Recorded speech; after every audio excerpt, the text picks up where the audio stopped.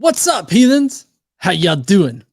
I'm the Godless Engineer, and I critically analyze apologists' claims to give you the best arguments and information so that you can stand up and use your voice.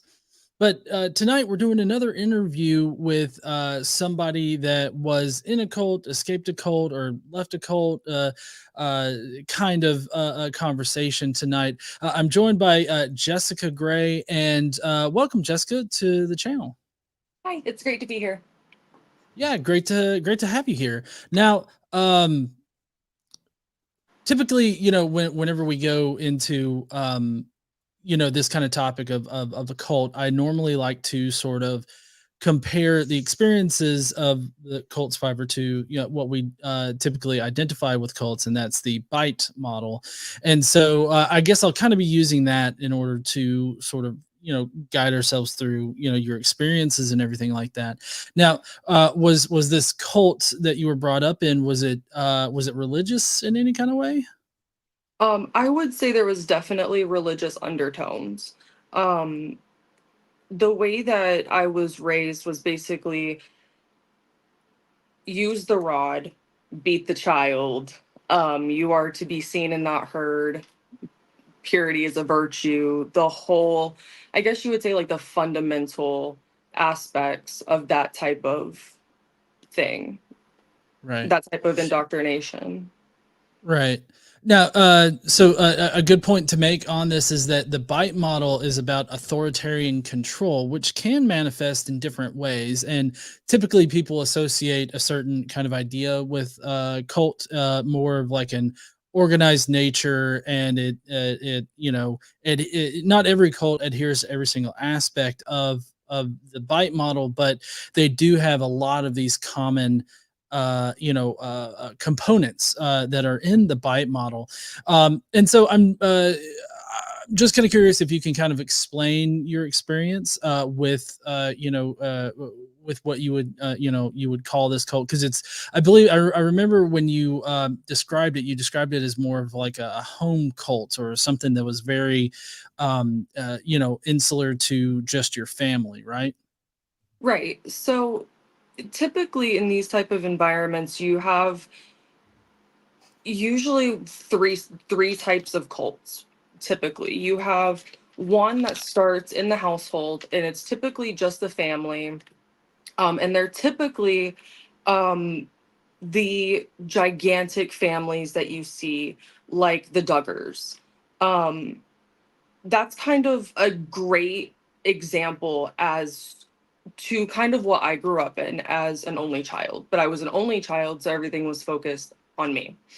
And so from outside of that, then you have like something like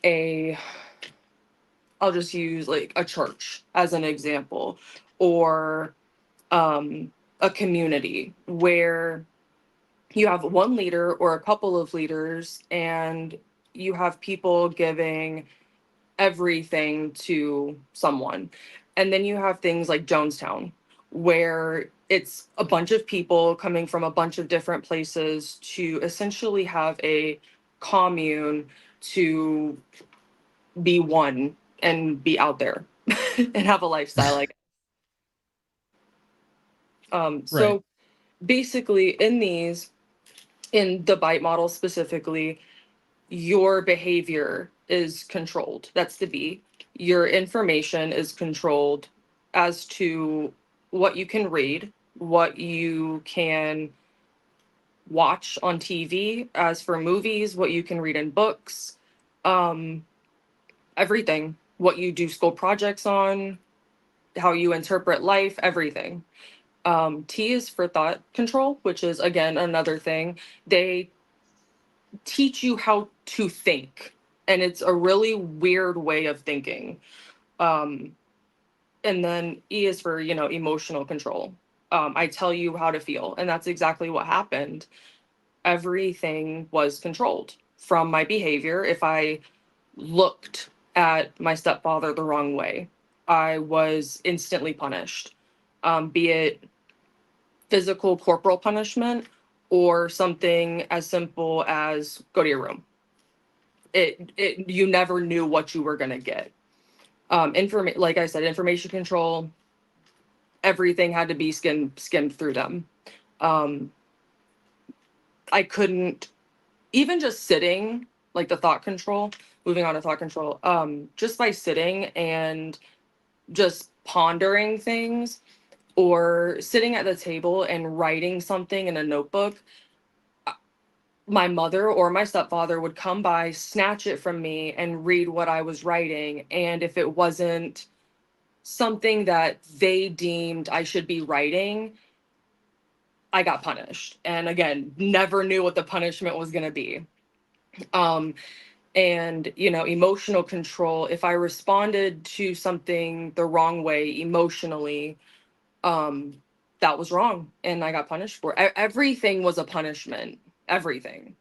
And Mm-hmm. that's typically what we see in cults. Everything is a punishment until you start basically losing touch with your reality entirely, and you do exactly what the leaders want. You behave the way that they want. You have only the information they want you to have. You have the thoughts they want you to have, and you only think about the subjects and the topics they want you to think about in the way that they want you to think about it. And you only feel the things that they want you to feel and experience the things that they want you to experience. And if they don't, you don't. It's that simple. So that's kind of, that's how cults go. That's how my growing up went.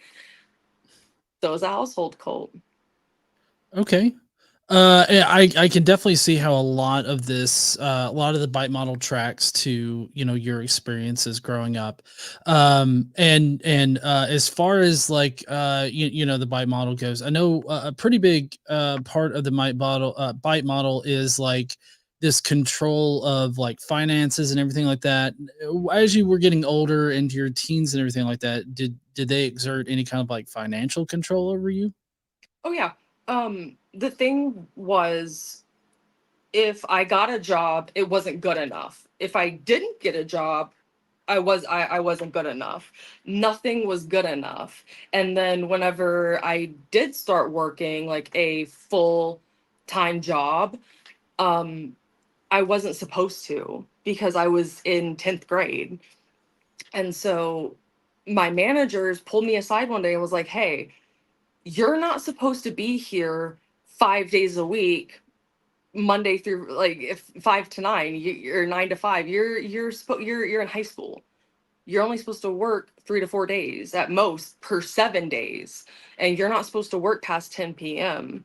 Um, and so basically, if I told that to my stepfather, he wouldn't believe me.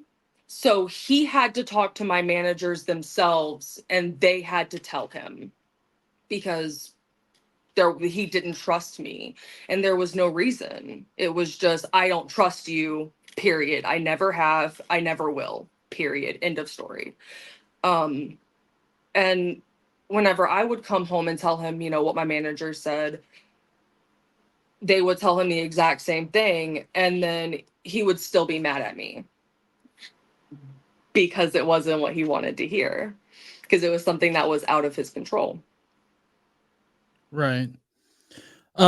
So going through the bite model here with the list of the behavior controls or behavior control stuff.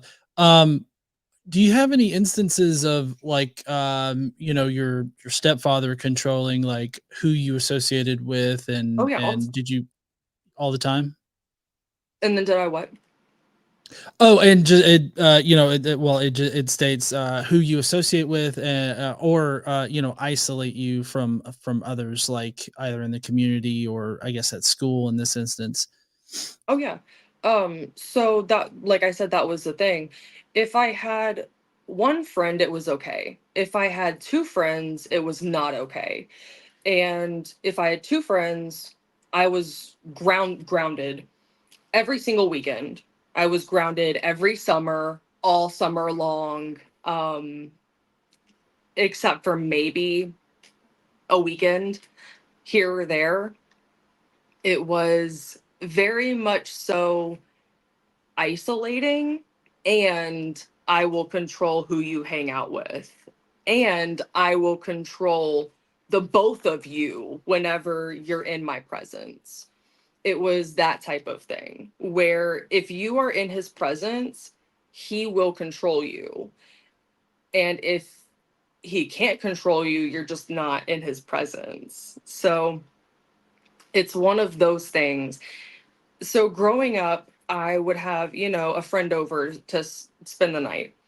And I remember it being very, very, very isolating because they would come over one time and then it would end in, me getting in trouble for one thing or another and the friend never wanting to come back, understandably so. So it was very isolating and it was very, I will control who you hang out with, I will control what you two do. And it was only, me and one other friend.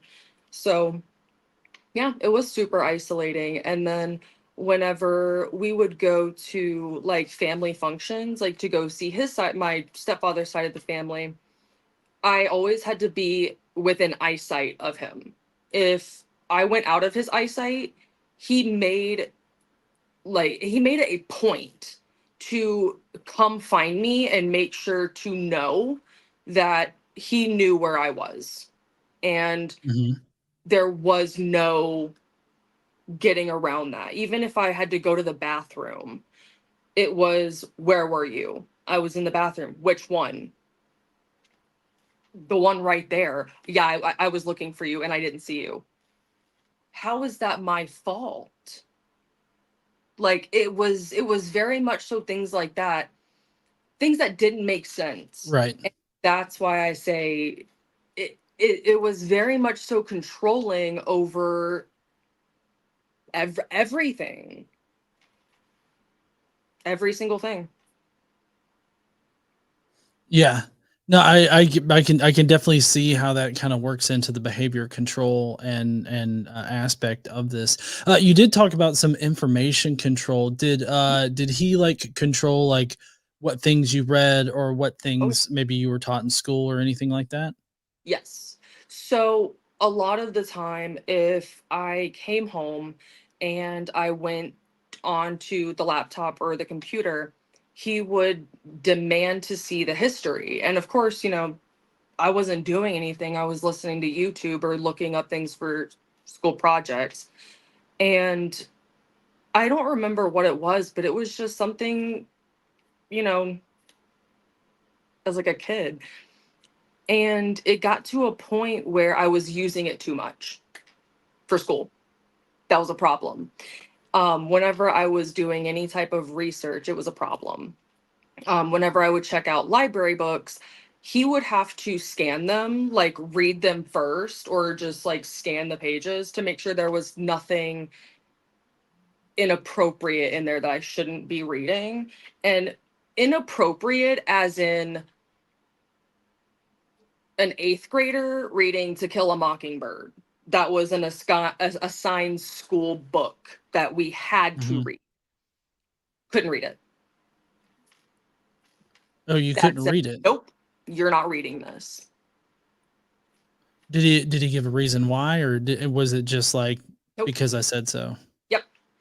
Yes. Every single that was one thing that I was not allowed to ask. I was never allowed to ask him why. If I did, it was always because I said so. That's it.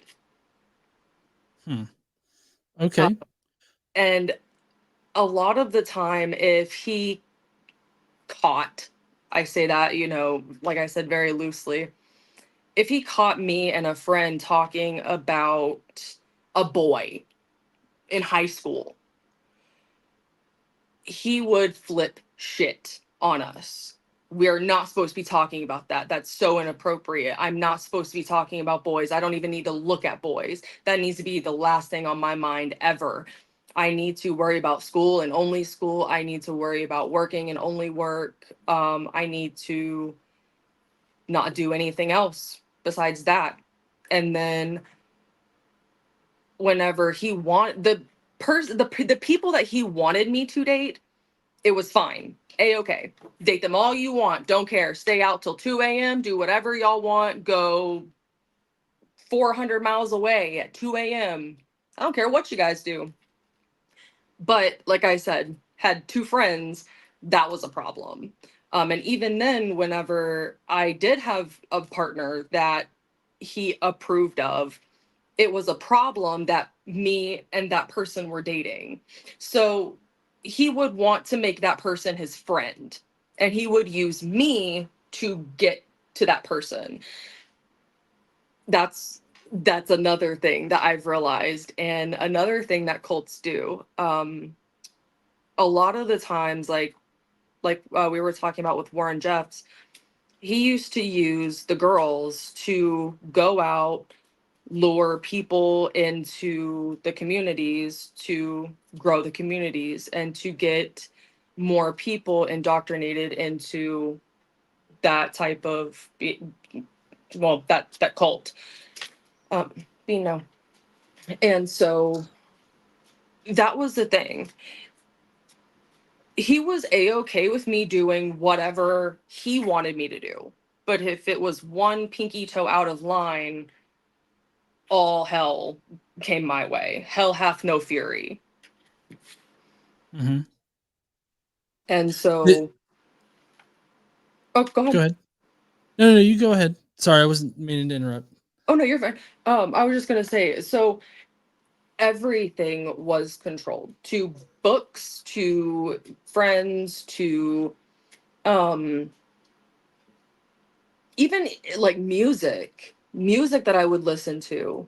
If I turned on the radio to the wrong station, it was a problem. It was just the biggest problem. I had to listen to the music that he wanted me to listen to and nothing else. Or I had to listen to music that he liked and nothing else. Um, Okay.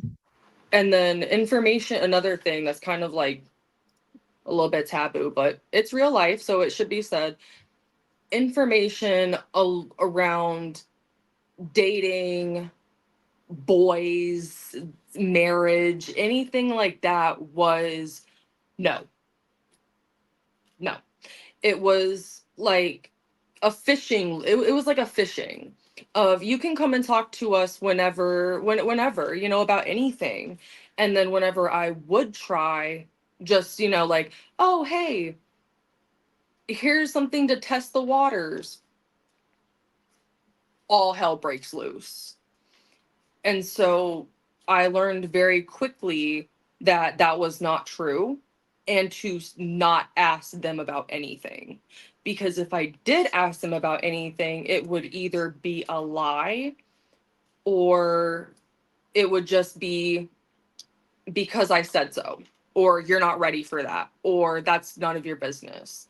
And it was things like whenever I was, 17 or 18, asking about what is, birth control and stuff like that.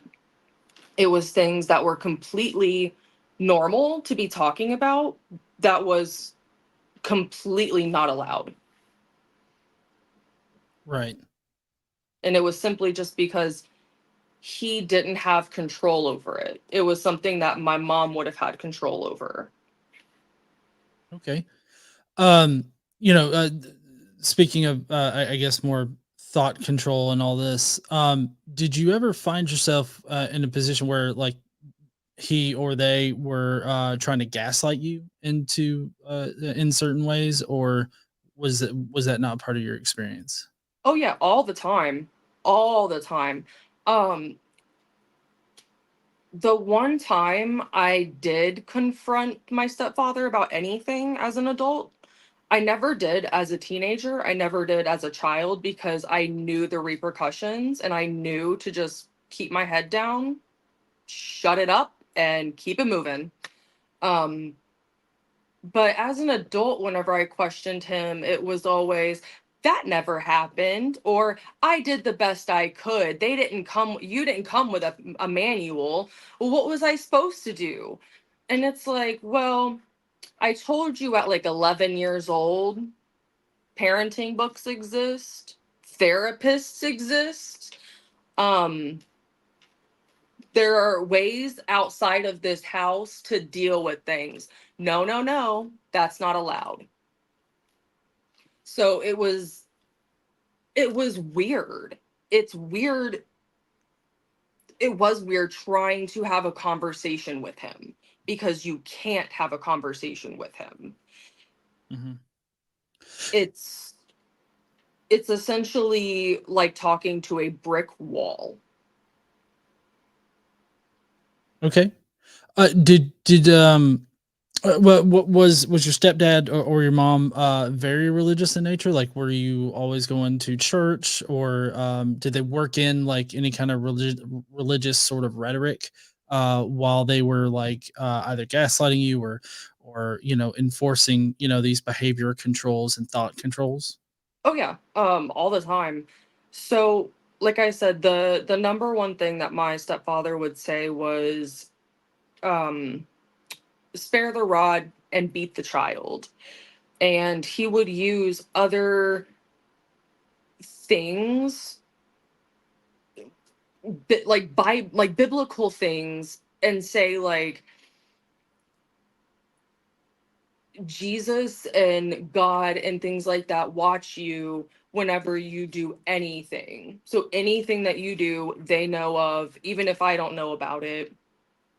And whatever happens on judgment day is what happens, basically. And if you go to hell, that sucks. Told you, you shouldn't have done that. Hmm. And everything that he would say to me in regards to the Bible was always negative.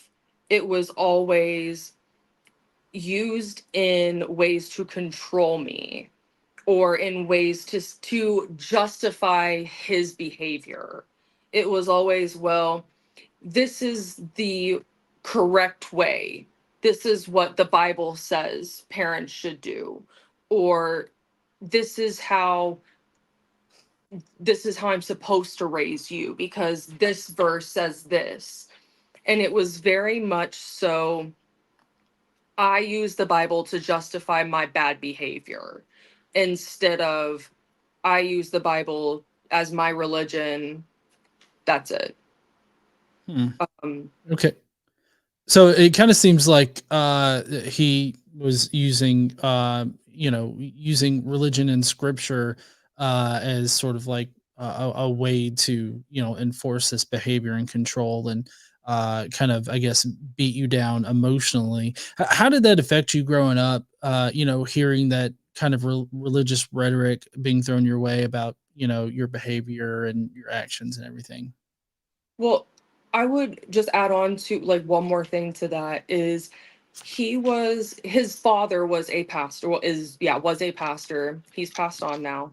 And he himself used to be a pastor to um prisoners in jail and prisons and whatnot. Um, and so he had like a really sick and twisted understanding and really thorough knowledge of the Bible to be able to use it in that type of way that he did. And I mean passages that I can't even remember. If I were to even read them today, I would probably not even remember because they're so obscure. But anyway, so you asked about if he or they did anything. I'm sorry, what was that again? I'm just wondering how you felt like as a kid growing up and having sort of scripture and everything like that thrown your way, basically demeaning you and threatening you with the fires of hell and all this other stuff. I'm just wondering like what was your reaction? Did you buy into it? Like, did you think that you deserved it, or did like were you kind of rebellious? So,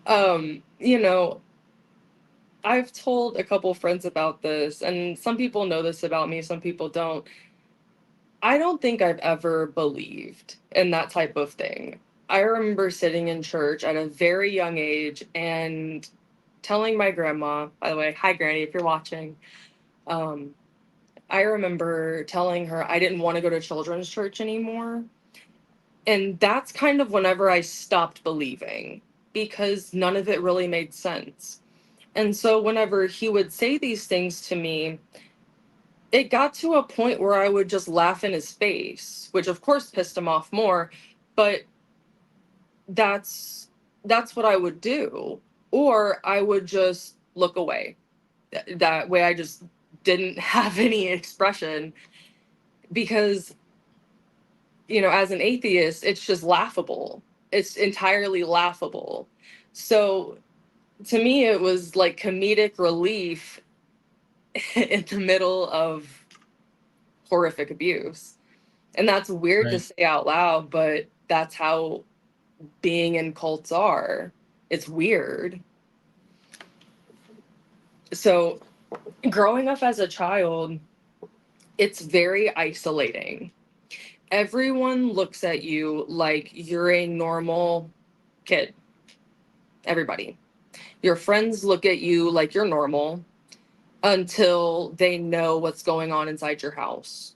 And then whenever they know what's going on inside your house, they don't want to be friends with you anymore because they know. And then on top of that, going to church and not believing, you also disconnect from people and your peers there because you don't believe the same way. You don't think the same way. So you start drifting away from them too. So, like I said, it's just all in all very isolating. It's very lonely. And it's very much so no one understands unless they've been in this position. And if they haven't been in this position, they can't fathom it. Because as many horror stories as I have wonderful memories as well. I have memories of us going camping with my Aunt Michelle and my three nieces. Hi.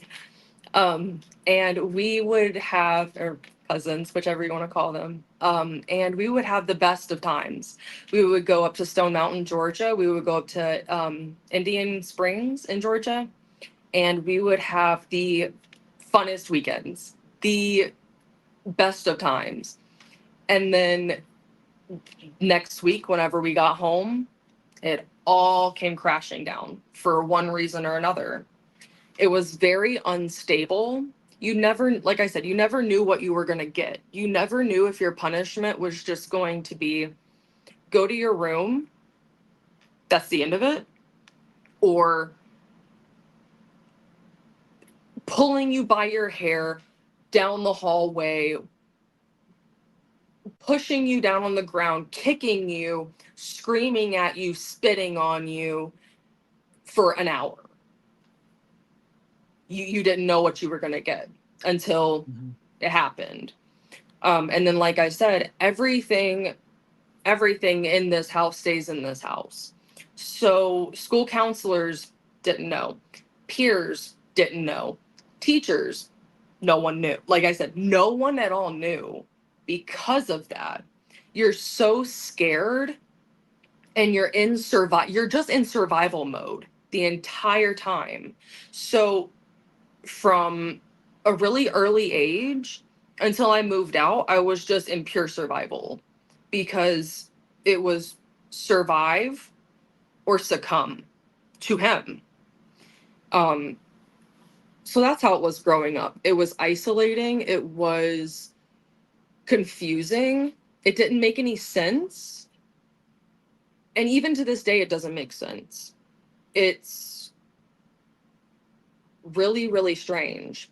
Um, to be frank, my now therapist has said that I am one in a trillion because of this, because I'm not succumbed to those things. Instead, I've Mm-hmm. met my amazing husband and I have a wonderful family, and life is amazing now. Wonderful.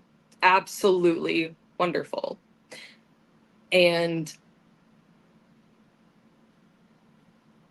I think that's the thing is that whenever you're a kid living in this, you don't realize this. So a lot of the time, kids who grow up in this may feel all of these things, but don't know what to do about it. So it's real, like I said, it's really weird. It's a really weird feeling. And it's really weird now as an adult looking around and not knowing who else is like me, who else grew up like me. And if I do end up having children someday, I know for sure that is how to not be a parent. You know what I mean? Mm-hmm. So I guess that was how it was like being a child. It was take these rules and do the opposite whenever you become an adult to have a good life instead of mimic these things to have a good life. So it was, like I said, it was just very confusing growing up and as a child, very isolating. So that's how I would describe it to the best of my ability. I know I'm like Okay. super long-winded, but I really want people to get the full aspect of what I'm talking about because, like I said, this is something that's relatively new. Not a lot of people know about this kind of thing, but it is very, very common, especially in areas where I grew up, like in the South, where we're in the backwoods of Georgia. There's not very many people around. My high school graduating class was over 1,000 people, but that's cumulative over 5 cities. So that's kind of what we're looking at in terms of population. It's very small. So a lot of these things do go just completely under the radar and no one knows. I definitely am glad that you got out of that very abusive and authoritarian sort of situation there. And I definitely see a lot of things that match up on the bite model that identified as that sort of authoritarian sort of abusive control that a lot of times you do see in cults. Now, I'm kind of curious, how did you end up getting out of that situation? Like, were you thrown out of your house, or did you choose to leave? Like, how did that happen? So the first time that I left, yeah, I was thrown out. And as typical with this kind of thing, the cult leaders realize what they've done and then regret it, immediately regret it. So they want you to come back. And what happened was I was working with my good friend Bayan back in high school, and me and my stepdad had gotten into an argument, and I just said, okay, no worries. And I left. I left the house, didn't come back. And I walked to my friend Bayan's house because we both worked together. We had both just gotten off of shift. And so he let me stay with him for the night. I had blocked my parents, and they eventually did find me and told me that I had to come back to their house because I was a minor. I was 16 at the time. And so from that day on, well, really from the time I was like 6, I counted 12 years until I had to leave. And then from that day forward, I started like on the days, like the calendar, I started marking down days until I was 18. And then whenever I was 17, about to turn 18, like the 25th, and then my birthday's on the 26th of a month. And so that night on the 25th, I left so the 26th, whenever I woke up on my 18th birthday, I wouldn't even be home. And on my 16th birthday, I woke up with a boyfriend that I was living with, and I didn't get a call. And so from that day forward, I just moved out. I just didn't live with them ever again until, um, yeah, until right about up until I got married. And then I needed a place to stay because my lease had gotten up on an apartment and we weren't married yet, so we didn't have a house or anything. So I needed to stay with someone for roughly a month or two. That quickly turned into a year, um, due to some unforeseen circumstances, but it ended up working out to where I didn't end up moving with them. Um, Hmm. but upon like coming back and talking about moving in with them, I knew nothing had changed with my stepdad because whenever I had parked in his driveway, I was screamed at. Why are you parked in my driveway? You can park on the street. Okay, not a problem. You don't have to scream in my face. It's very, very, very like explosive reactions for no reason. And so at that point I just finally said, screw it, I'm done. I blocked him, I left, I never looked back. And ever since that Hmm. day I've never spoken to him. My grandma keeps up with, she'll check his social media sometimes to see if he's still alive, but other than that, hi if you're watching, if you're not, good. Well, I do have to say that I'm glad that you were able to escape that very authoritarian sort of household there, and I hate that you had to grow up in such an abusive household, and to have a lot of things in your life controlled and everything like that. You said that you are maybe you just kind of alluded to always being an atheist. Is like you've just been an atheist your whole life? Pretty much.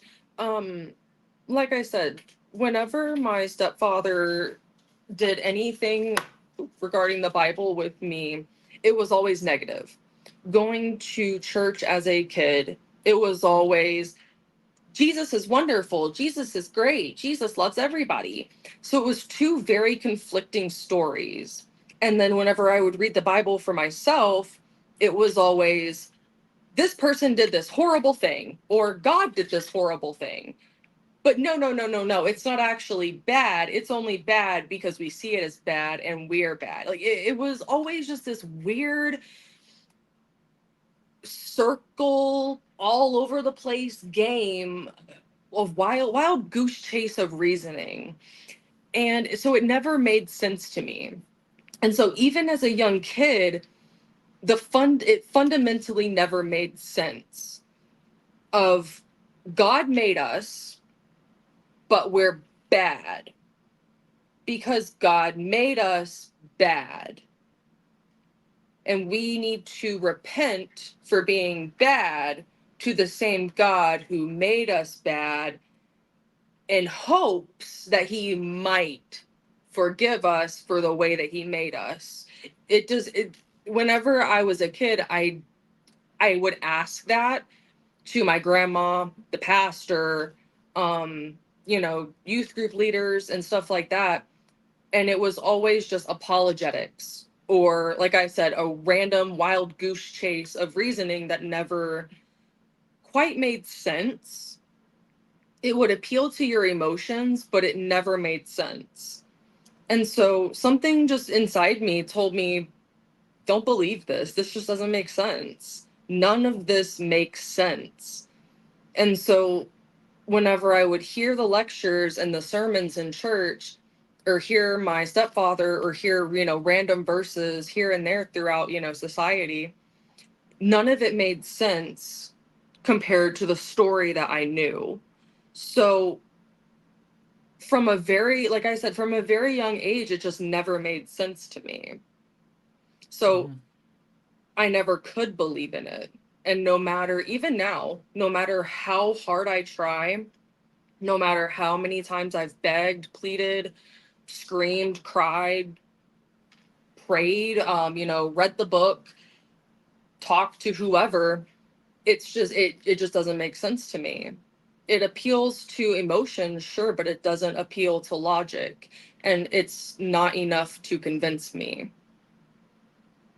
Okay. So Did that did your non-belief in the religion, did that cause uh issues to exacerbate between you and your stepfather? I would say yes, because I never really quite got the obey without question part of Christianity, nor of being raised by him.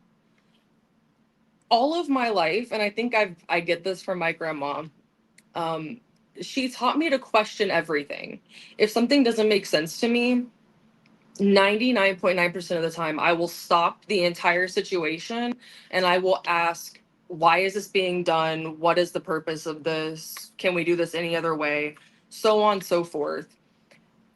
And so I think that really pissed him off, because anytime I would ask a question, always it would always trigger the bomb. And I think that, like I said, just really pissed him off and got to him, that I was never just instantly obedient to him. Mhm. Like, and I never was like that about Christianity or any religion. Any questions that I had just never got answered. So I just Okay. didn't believe it. And like, um, anytime that like my stepdad would say something, I didn't trust him. I didn't ever develop a sense of trust for him, because I could never ask him any questions. Anytime I did, it was always because I said so, or don't worry about it. It's just because it's good for you. And that's it. Or it was always an appeal to emotions. It was never a logical, rational reason.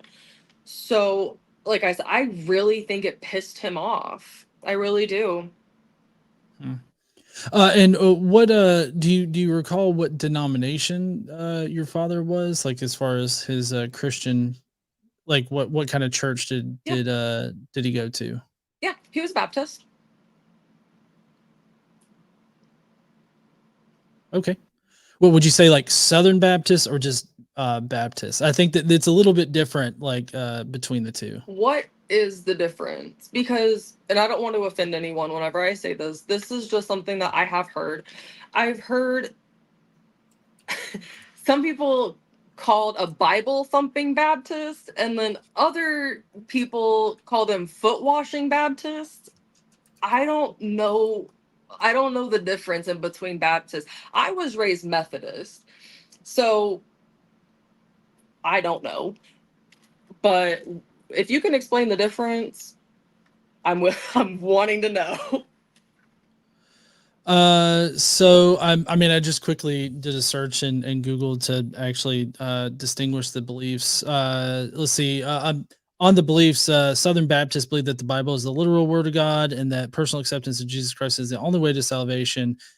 They also practice baptism by immersion into water. So it seems like it's more fundamentalist in nature rather than maybe Baptists just in modern Baptists maybe don't particularly um, go too fundamental with it. But of course, there's levels of fundamentalism in it because there's like the fundamental independent Baptists that are out there now, run by like Stephen Anderson and all them.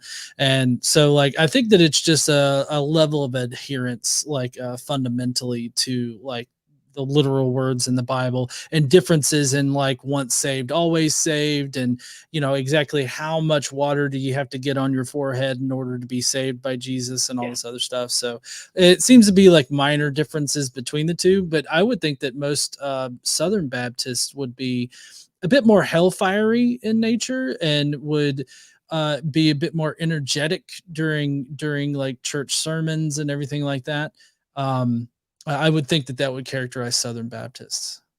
Yeah, yeah. I would definitely say he leans more toward that, because a lot of the time growing up, my mom would tell me, in attempt to comfort me, his bark is worse than his bite, in reference to my stepfather. And the reason was because he would scream at me and he would beat me.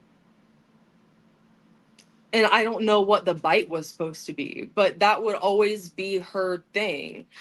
And he would always call it getting passionate about what he was talking to me about. And I do see those same characteristics, in what you were describing about the hellfire and the literalism in the Bible, and how passionate they get during their sermons and how energetic they are with what they say and how descriptive they are with the most kind of trivial of things that they say. Yeah. I was actually gonna say using loaded language like being passionate and everything like that. And of course the use of corporal punishment and all this other stuff. That those are indications of authoritarian control groups. And so it kind of what it seems to me like is your stepfather was taking all of these very classical things that you get out of these fundamentalist like religious cults, and he was kind of applying it on a more personal level to his family. I see something similar in Steven Anderson's family. Recently, Hemant Mehta actually put out an article where he was discussing like one of the children was speaking out about the home life of Steven Anderson, and like he is doing a lot of the same things that you're describing here, in that he's taken the authoritarian control that's part of his, cults, the New Independent Fundamentalist Baptists, and he's applying it more personally at home. And that kind of seems to be like what your stepfather did there, taking those pieces of the authoritarian portion of cults and everything like that, and just strictly applying it at home, being abusive and controlling in nearly every aspect. So I mean, I can see how they would seem similar, like these experiences. Yeah. Um, that's really how I would describe it was, like I said, emotional appeal or nonsense. That was really what you got. And it wasn't you're screaming and spitting on me. It was, no, I was passionate about what I was saying to you. It was that type of language. It was always smooth smooth over and make me look good. Don't tell anyone the truth because it makes me look bad. If it makes you look bad, stop doing shitty things, you know? Mm-hmm. And whenever I would tell him this as a teenager, that would, like I said, it would set him off. It would just, you couldn't be honest with him.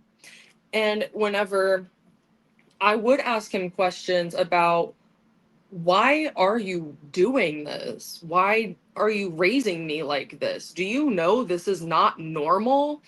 It would always be turned around on me of, how do you know what's normal and what's not? Who are you to say how I parent is right or wrong? You're a child. You don't know anything. And that's typically the type of talk you get whenever you start questioning a cult leader. You get Isn't that? dismissed, told, shut up, it's none of your business, or told, this is in your best interest, you just don't know it yet. Mm-hmm. And so, yeah, I mean, just like the religious aspect of life to me, it just doesn't make sense. Mm-hmm. And a lot of the time, whenever he would talk, it would be like a sermon. So yeah, it really was kind of like he took all of these fundamental aspects, because he was born in the mid 60s. So he had time to learn about, all of these psychological experiments. Like I said, he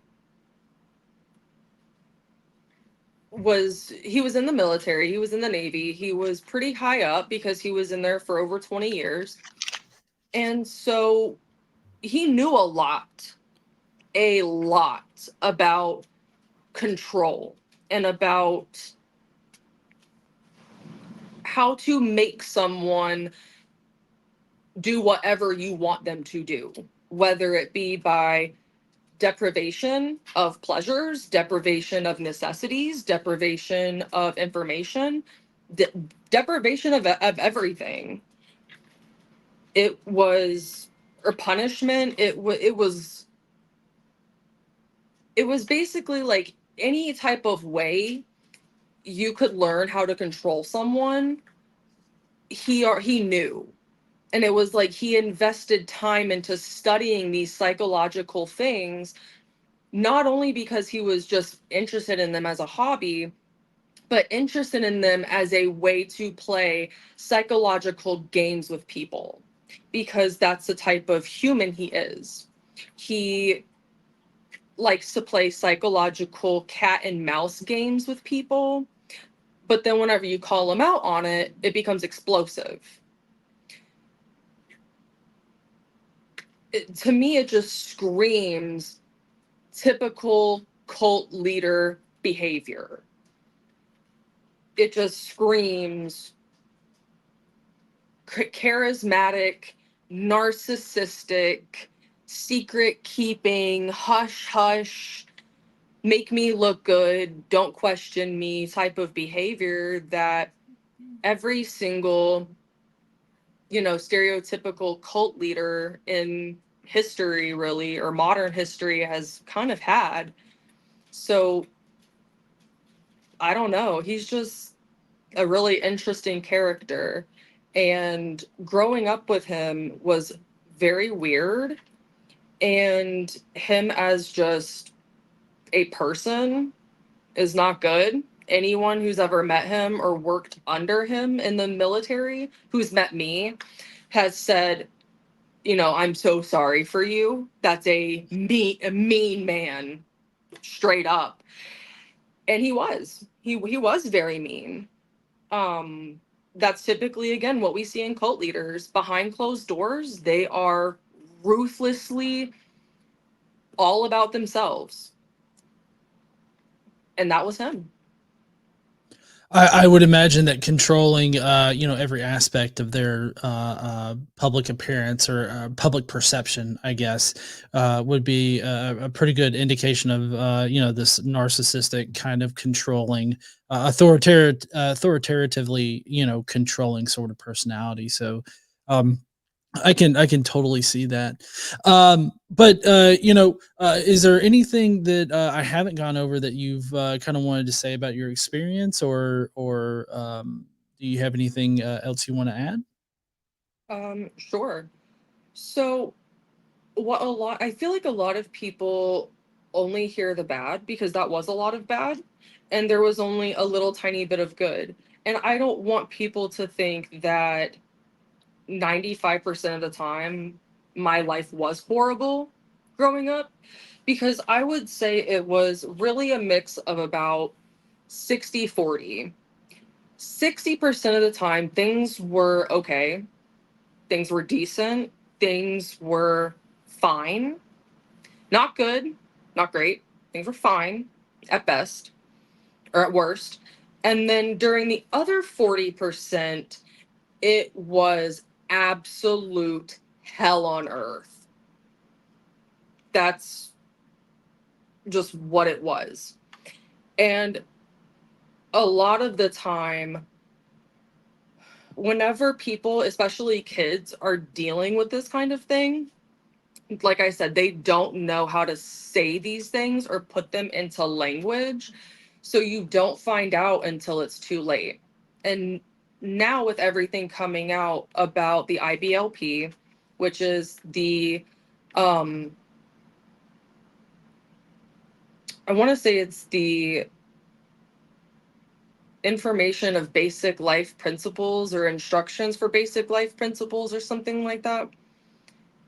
With that kind of coming to the front of society at this point, where people are starting to kind of know about that type of parental parenting style, um, it's becoming a lot more well known that a lot of people who were raised like me in household cults, we don't know how to put these into terms, but it's starting to come to more people where they're starting to know how to talk about it. And my stepfather is almost dead. So he's probably not even going to pay attention or see this or know this even exists. And I think that's another kind of sad thing, is that there's no real changing these people and there's no real justice. Because any type of thing that happened whenever I was a kid is already, the statute of limitations is up. So there's nothing that can really be done. And I think that's what sucks the most. But like I said, it wasn't always all bad. And that's the thing, is it's not always all bad in a cult. And that's what keeps you in it. Mm-hmm. Yeah, I can totally see that. I mean, I've watched a number of documentaries and read up on like cults and everything like that. And I mean, I would definitely imagine that people that are in cults, they would characterize it in a very similar fashion. They would say that it was, mostly good and there was the little bit of bad. But yeah, I mean, I definitely think that your experiences definitely model on the bite model of authoritarian control. I have so much trouble saying that Fine. word. Yeah, authoritarian control. So I definitely do think that you were living in a very authoritarianly controlled household that a lot of people grew up in. Especially in the South, because I'm just over here in Alabama. I didn't grow up in that kind of household, but I mean, like my wife, she grew up in a similar situation. So definitely this authoritarian control thing, I believe, is starting to be a lot more recognized, like how abusive and bad those types of households are. So I definitely appreciate you coming on here and sharing your story and everything about this. I'm glad that you were able to escape it, and it seems like you're doing pretty well now. And yeah, do you have any final thoughts or any maybe you can give some encouraging words for anybody that might be in a similar position as you were, like when you were in this type of situation, like if somebody's watching maybe and they're currently in this sort of abusive authoritarian household, what kind of advice would you give them?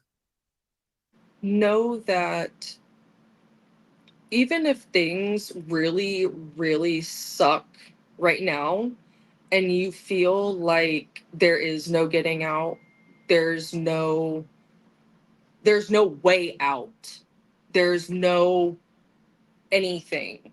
There's nothing that you can do to get out of the situation. There always is.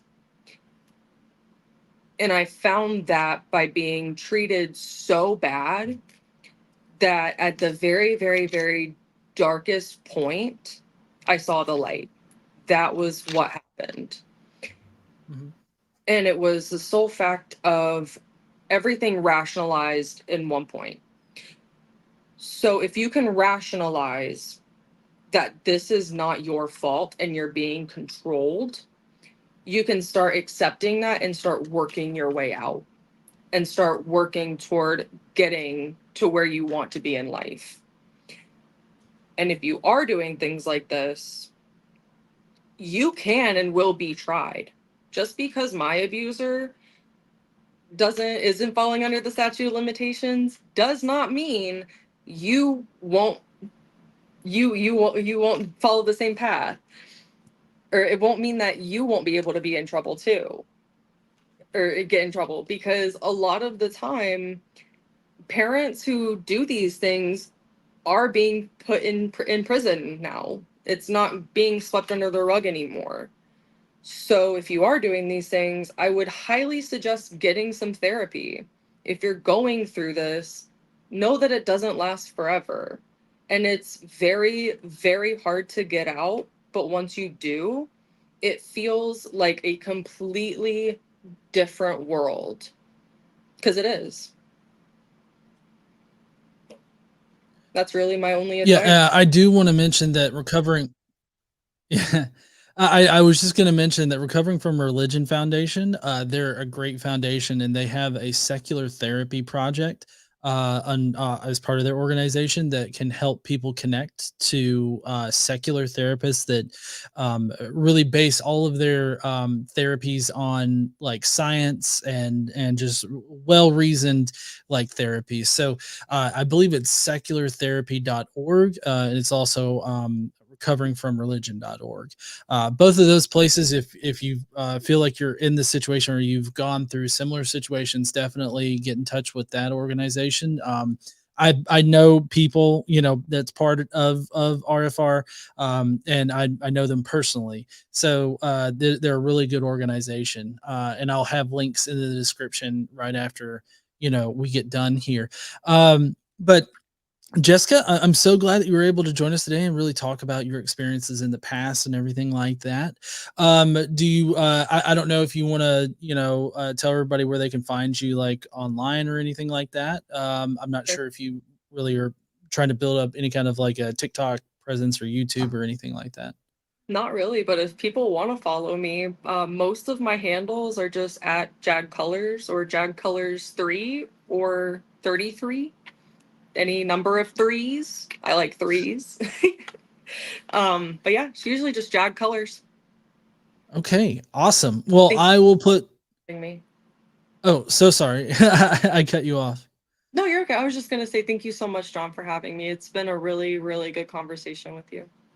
Yeah, no, I really appreciate you know, you feeling comfortable enough to come up here and talk about your past. A lot of people are not comfortable talking about these things, so I'm glad that you're standing up and using your voice, speaking out about it.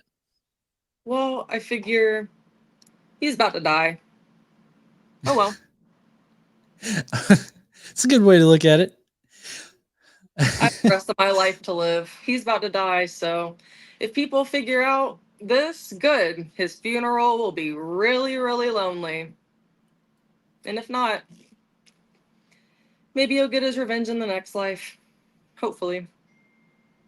Okay. That's Well, it. well, again, thank you so much for coming on and talking about it. And everybody, I do have a live stream that I've got scheduled for tomorrow night. I know I haven't been live streaming a lot on Friday nights, but I wanted to go over a few sections of the vice presidential debate. And I also have the call set up so that people can call in and talk to me about why I shouldn't vote for Kamala Harris or why they are voting for Donald Trump, either one. So I've got that already set up on the channel. So if you want to, you can go there and you can hit that notify me and everything like that. I'll have all relevant links down in the description right after we get done here. And I hope you all have an awesome night, especially you, Jessica. I hope you have a great night. And I hope everybody will stand up and use your voice. Yeah. Bye, heathens. Thank you so much, John. Have a good night.